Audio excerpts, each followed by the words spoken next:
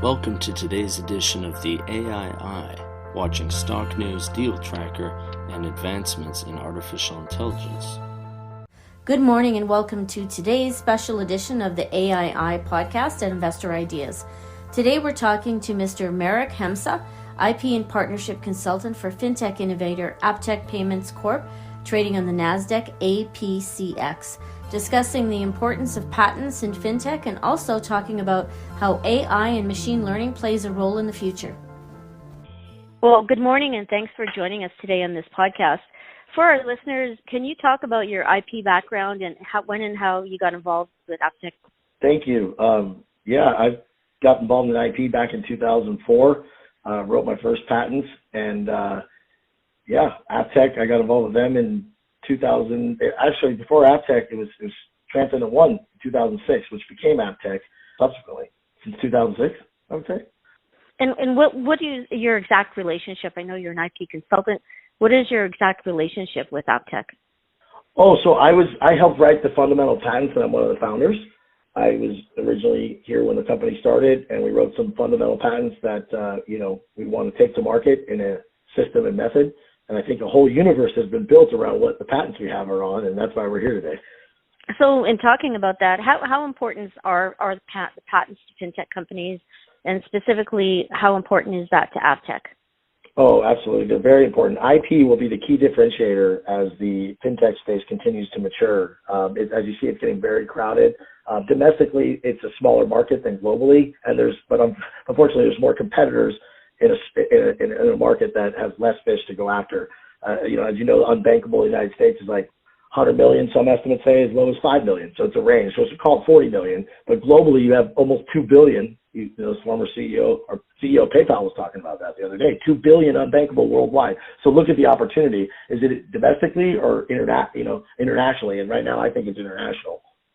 And what applications and payments specifically do you think that fintech will see are important in the next 4 or 5 years?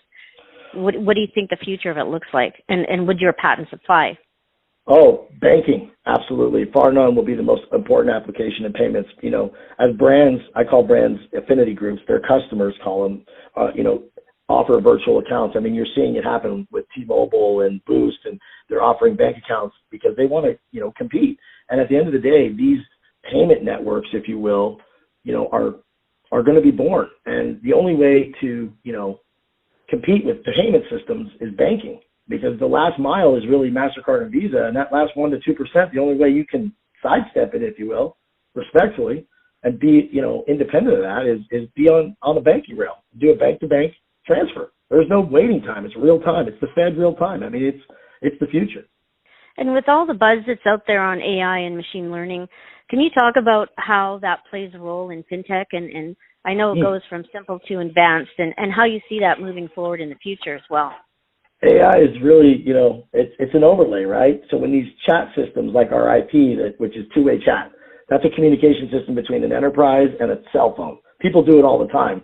You do it all the time with text messaging. I'm sure you get an alert. Hey, your Citibank card is being charged here. Was that you? Reply yes or no. That's a two-way engagement. We patented that system and method.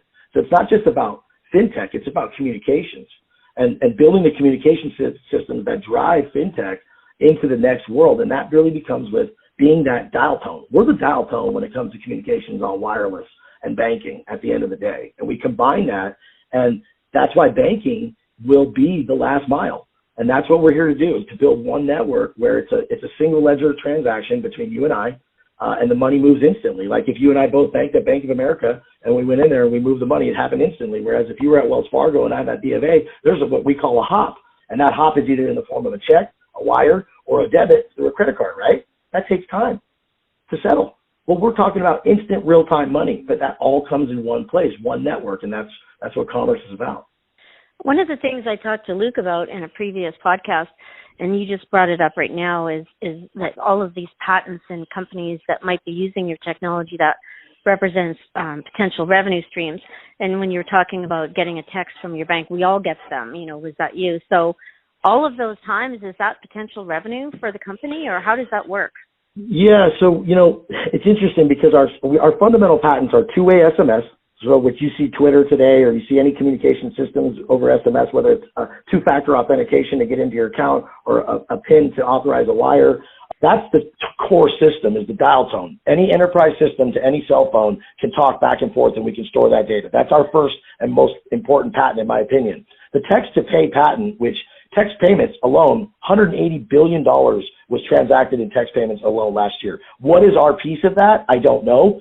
That's not my job to do that. Our strategy out of Austin will handle the IP. But the really fact is, if you take the combination of two-way communication systems and text to pay, and then our other patent, which is link to phone. Have you ever got a link to your phone, like to download something like Google Phone, Yeah, we have the patent on that. We wrote the patent on that. So now when you take those three, which are text payments, two-way communications, link to phones, you're talking about Google Play Store, Apple iTunes, you're talking about every major carrier, all the banks are using it, and everyone's moving money this way. It's a whole universe. And we recently bought some patents. It was an acquisition through Hot Hand Wireless. I've known the guy actually for years. I couldn't believe we got his portfolio. This guy, and now we, AppTech, own this, which now our portfolio patent is 17 patents. We got 14 of them. We have the patents on ordering something on your phone and it shows up at your house. Whether you are the item getting picked up in an Uber car or you're delivering something from Amazon, we have patents that were already proven and won in court many times. Like literally the companies that I don't want to name and go into it, they paid them and they paid off these people and said, this is a troll. You're a patent troll. Just take this money and go away. Well, if we come back with this entire system that involves the e-commerce and mobile payments, we own the universe with that IP. And we filed some new patents, which will just differentiate us between the 100 people that are in the pack today. Once we get the new patent that we filed, I'm pretty confident it'll happen. I don't see why it wouldn't, because the art, they call it, the patent was already approved prior. We're just adding a new whistle to it, right? And so when you invent a cup and you say, hey, I want to add a handle to it, you already have the patent on the handle of the cup. You just want to add a handle. So you go back to the patent office and you add something to it. So we hope that patent office sees it the way we do, and then that would differentiate us against all the very crowded space that you see is happening here in the States, and we'll have the patented system and method, and they'll all have to license from us or give us some type of royalty. I don't know how Qualcomm did it, but certainly if anyone's listening out there, that's kind of the strategy. So we'll be implementing a similar fashion. I hope that answers your questions. Just going back to AI, do you think that there's any shortcomings or drawbacks in the future for how that plays a role in fintech? I know. Yeah, absolutely. No, I'm sorry. Yeah. Oh my gosh. No, AI actually is an overlay. It's an overlay of intelligence for those communication systems. So everything that you do and behave and engage, it studies those engagements and allows responses to make chatbots and robots. At the end of the day, it's creating human interaction. I mean, you saw the deal with Nuance. Nuance recently got acquired. Nuance was the first company that originally SpeechWorks, and they were doing like voice over IVR. Microsoft bought them recently for like $40 billion, and they're still going into AI. AI is just taking conversation scripts and reading them and then studying them and then deciding behavior based on what conversation was going on. At the end of the day, that's what it is. It's predictability, and so you can add. Isn't that cool? Bring predictability in an unpredictable world. Matt McConaughey's book he wrote Green Lights. I don't know if you guys read it. It's so awesome. I really enjoyed that book. But it's fascinating to see how AI is going to revolutionize the speed of processing and thought and eliminate a lot of things as far as processes are concerned, because it will automate them. And I think two-way chat systems, which are the basis of communications, in our eyes, see any enterprise. And I don't know if you could agree with me or not. Do you agree that enterprises, small, medium, build their own software internally to handle their deals? Because it's never cookie cutter. Maybe QuickBooks doesn't work for you, or maybe this software, Salesforce, doesn't work for you. It's too expensive. But you had some custom IT guy build your little system for you're just some spa shop owner with 10 locations. I mean, is that fair to say that people build their own custom software for their enterprise? A lot of the companies I've worked with, yes, absolutely. Right? And so think about this. Think about taking what they've done and creating new patents on what they have. So what we do is they didn't even know they had a patented system and method, but they might. And we want to talk to these people, say, okay, you wrote this software to solve this purpose, and we're going to insert this two-way communication system inside there, and that is now new art, they call it, which is a new invention. And then they can apply to the patent office. So we, like Qualcomm, want people to use our systems and methods in their solutions, and we want to help them create that new intellectual property, which increases the value of their company, actually. And going back to some of the things Luke said in one of his previous interviews, and I really liked what he said, that, being first, how important that is. And I know doing some research on the fintech space, they said a lot of the banks were very behind and kind of late in the game. So from your perspective, how important is it that your company spent that many years, building this IP portfolio and then being first in these applications? Absolutely critical. I mean, look, I like the way we've taken our steps because let me tell you, Walmart raised $200 million to figure the fintech out. They lost all of it. They now went and subsequently acquired a bank for God knows how much.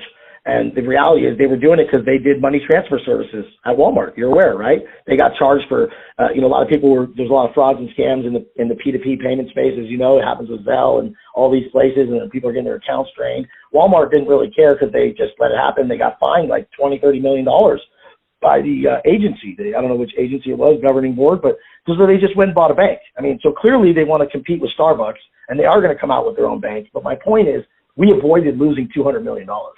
Okay, that's how I look at it. And so watching them go through it, because we know the path and the direction that these brands are going to want to step away from banks. In fact, the banks need to embrace our technology to enable their customers to compete against themselves. Because if the banks don't let the brands have the banking services, they're going to become a bank themselves, and the assets under management of that bank are going to go to another place. We want to help banks and brands, tier 2 and tier 3, there's thousands of them, keep their customers and assets under management. Jamie Dimon at Chase is scared about fintech because if one of his customers like Pete's Coffee or whoever they are says, I want to go become like Starbucks, why would they deposit their money at Chase? They're going to build their own bank. Starbucks has $2 billion in reserves on prepaid coffee on the card. Are you aware of this? No, I didn't know it was that amount. Yeah, it's 1.6 billion was the last number, 1.7. It's on their balance sheet. So there's value in aggregating assets under a balance sheet and building payment systems. And when you and so now Starbucks, unbeknownst to them, just built a payment system and they became a bank because now all this money on the gift cards is sitting there. Are you familiar with Starbucks? Oh, absolutely. Right. And isn't it funny how you can't spend the money at anywhere else? It only can be spent at Starbucks. You can't spend it at Pete's Coffee. Yeah, and you get a lot of them for gift cards for Christmas, definitely. Right. So what we would do is if Pete's Coffee was our client or Home Depot, we would build them the same payment system, but you can spend the money at Lowe's or Target.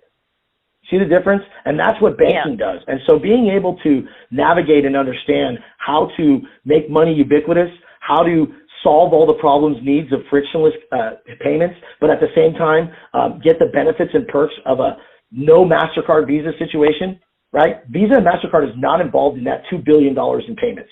So the way Starbucks looks at it is instead of paying payments $2 billion, let's do the math, 2 billion times 0.005. So that's $10 million fees that they saved from MasterCard and Visa because they kept that transaction on their ledger.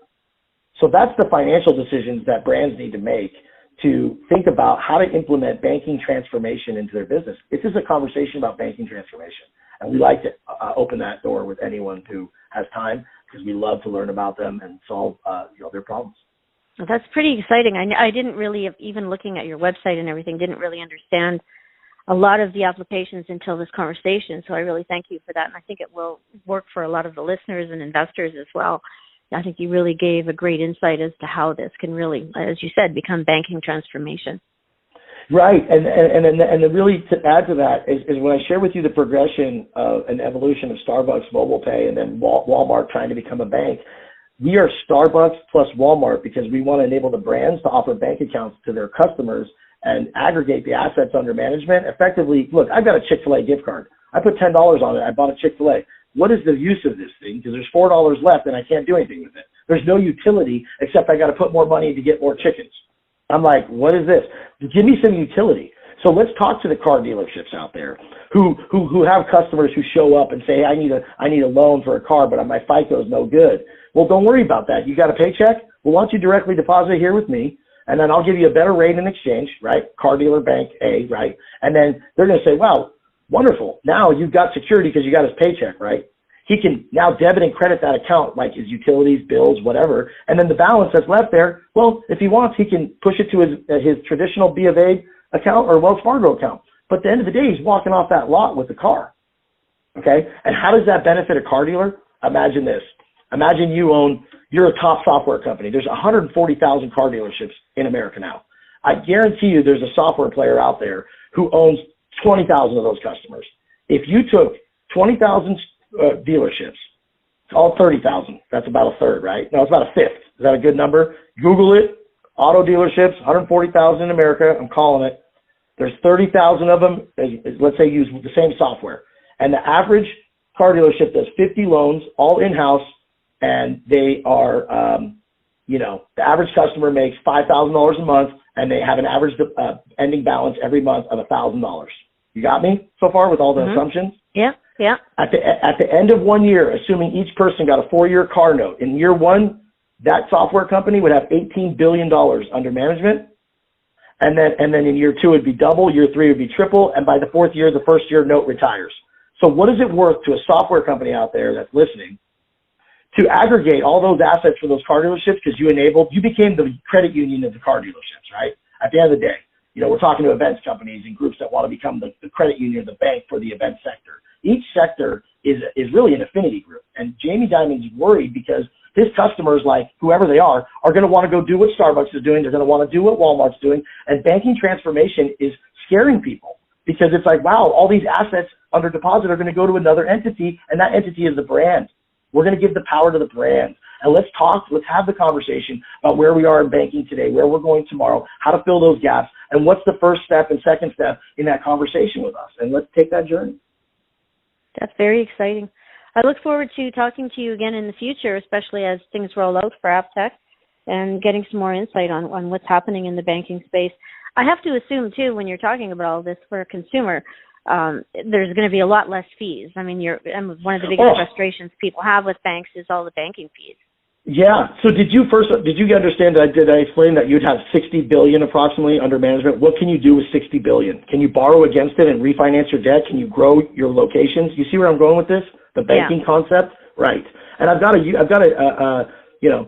that's what it is. So the question of fees, absolutely. It takes fees to zero. Banking takes fees to zero. Payments cost money. Banking is free because it's your money. And we don't want to charge you to access it or deposit it, but if you move it, we'll take a small transaction. And these wallet-to-wallet transactions is where we see the money happening, and we see it happening overseas first and then looping back into the States. So you'll be seeing us soon putting our flag around the world. Very, very exciting. Okay, thank you, and let's do a follow-up very soon and maybe go into a little bit more depth on some of the different applications and where you see things headed. Wonderful. I appreciate the time. And that's it for today's AII. If you would like to be a guest or sponsor for this podcast, contact InvestorIdeas.com. Investor Ideas reminds all listeners to read our disclaimers and disclosures on the InvestorIdeas.com website, and this podcast is not an endorsement to buy products or services or securities. Investors are reminded all investment involves risk and possible loss of investment. To hear more InvestorIdeas.com podcasts, please visit InvestorIdeas.com/audio. And a reminder, you can also hear our podcasts on Apple Podcasts, Audible, Spotify, TuneIn, Stitcher, Spreaker.com, iHeartRadio, Google Podcasts, and most audio platforms available. For disclosure purposes, AppTech Payment Corp is a paid featured fintech company on Investor Ideas. For more information, visit our disclosure page.